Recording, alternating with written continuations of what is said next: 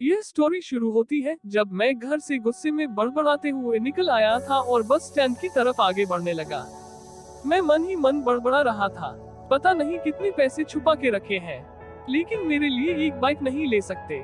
अब मैं यहाँ से चला जाऊंगा और तब तक वापस नहीं आऊंगा जब तक मैं खुद के पैसों से बाइक नहीं खरीद लेता। इतना सोच ही रहा था तभी मेरे पैर में मुझे कुछ चुभने का एहसास हुआ। नीचे देखा तो समझ आया कि जल्दबाजी में पापा के जूते पहन आया हूँ। उन जूतों में कील उभरी हुई थी जो मेरे पैर में बार बार घाव किए जा रही थी, लेकिन उस समय गुस्सा अधिक था तो मैं बड़बड़ाते हुए आगे बढ़ गया। एकाएक मुझे याद आया कि मैं पापा का पर्स भी साथ ले आया हूँ। मेरे खुराफाती दिमाग में एक ख्याल आया, क्यों ना आज पापा का पर्स चेक किया जाए, जिसे आज तक उन्होंने किसी को हाथ तक नहीं लगाने दिया था। पता नहीं कौन सा खजाना छुपा है इस पर्स में जो किसी को हाथ नहीं लगाने देते थे। जब मैंने पापा का वो पुराना पर्स खोल कर देखा तो उसमें पैसे तो नहीं मिले, लेकिन पैसों की जगह पर एक डायरी रखी हुई थी। तब मैंने सोचा, ओह, तो यहाँ खजाना छुपा रखा है। मैं समझ रहा था कि यहाँ पापा ने लिखा होगा कि किससे कितने पैसे लेने हैं और किसको कितने पैसे लिए हैं, लेकिन मैं गलत था। जब मैंने उस छोटी सी डायरी का पहला पेज खोल कर देखा तो वहाँ पर जो लिखा था वह थोड़ा सीरियस कर देने वाला था। डायरी में जो लिखा था उसे पढ़ने के बाद मेरे चेहरे पर जो एक्सप्रेशन थे वह गायब हो चुके थे, क्योंकि डायरी में वैसा कुछ नहीं था जैसा मैं सोच रहा था। वहाँ पर उन पैसों का हिसाब लिखा हुआ था जो अलग अलग कामों के लिए अलग अलग लोगों से उधार लिए गए थे। उस लिस्ट में कंप्यूटर के नाम पर भी पैसे लिए गए थे। कुछ यूँ लिखा था, 50,000 बेटे के कंप्यूटर के लिए।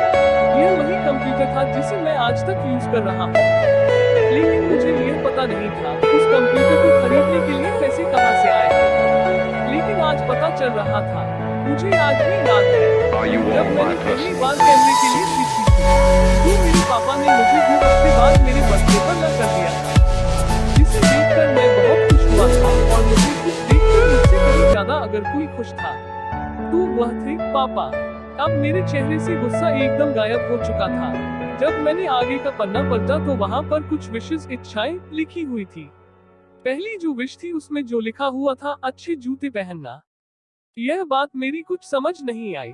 तभी मेरा पाँव अचानक सड़क पर भरे हुए पानी पर जा पड़ा और तभी मेरे पाँव में कुछ गीलीपन होने का एहसास हुआ। जब मैंने जूता उतार कर देखा तो उसका तला टूटा हुआ था। यह देखकर मुझे डायरी में लिखी बात याद आ गई। तभी मुझे माँ पापा की कही बातें भी याद आ रही थी कि कैसे माँ जब कहा करती थी पापा से, अब तो जूते पुराने हो गए, नए ले लीजिए, तो पापा अक्सर यह कहकर टाल दिया करते थे, जूते अभी और चलेंगे, अभी कुछ दिन पहले तो लिए थे।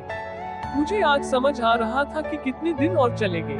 साथ ही साथ यह भी समझ आ रहा था कि पापा पर्स को क्यों छुपा कर रखते थे। तभी उस डायरी को पढ़ते हुए बस स्टैंड पर पड़ी बेंच पर आकर बैठ गया।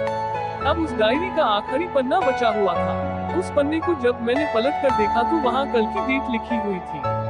तारीख के नीचे लिखा हुआ था 50,000 रुपए बाइक के लिए। बस इतना पड़ा और दिमाग सन रह गया।